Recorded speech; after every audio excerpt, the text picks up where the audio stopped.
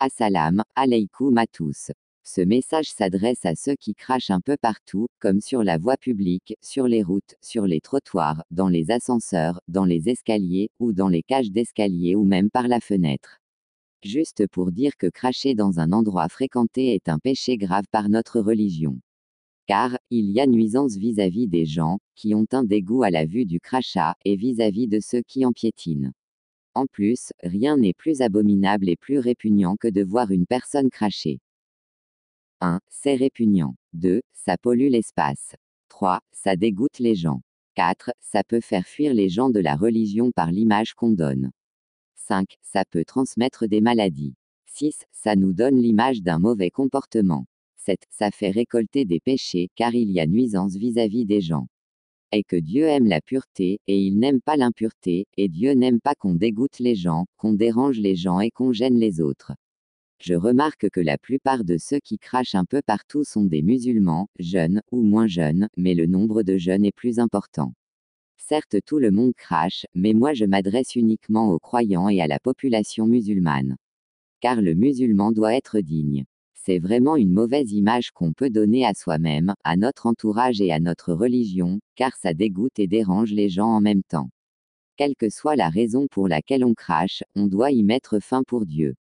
Chaque personne dégoûtée par la vision d'un crachat, Dieu lui inscrit une bonne action et il inscrit une mauvaise action au cracheur.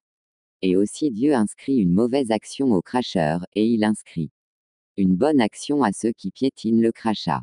Car Dieu est juste. Si on pouvait arrêter de cracher pour Dieu, c'est mieux.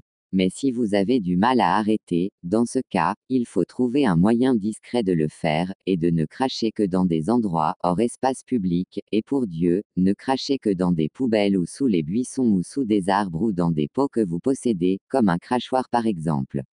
Mais le mieux est de trouver un moyen d'arrêter, car c'est vraiment répugnant et vraiment pas beau à voir. Et qu'un crachat peut contenir des maladies transmissibles, donc, c'est grave. Le prophète paix et bénédiction de Dieu soit sur lui, dit ceci. Certes seront sauvés par Dieu ceux qui préservent les autres de leur mal. Le mal de leur langue, le mal de leur bouche, et le mal de leur agissement vis-à-vis des gens. En gros, ne pas déranger et ne pas gêner les gens. Si on préserve les autres de notre mal ou d'un mal quelconque, Dieu nous préservera. Partagez au maximum, et ne négligez pas la lecture du Coran, et faites une lecture en continu.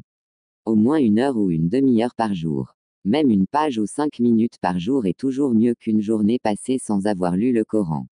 Et si vous le lisiez en essayant de le comprendre et de le méditer, c'est encore mieux. Même si c'est peu. Et surtout pour Dieu, on fait attention où on crache, et on fait attention où on jette les mégots de cigarettes, car Dieu aime la propreté et il n'aime pas le désordre. Que Dieu nous aide et nous préserve. Amin.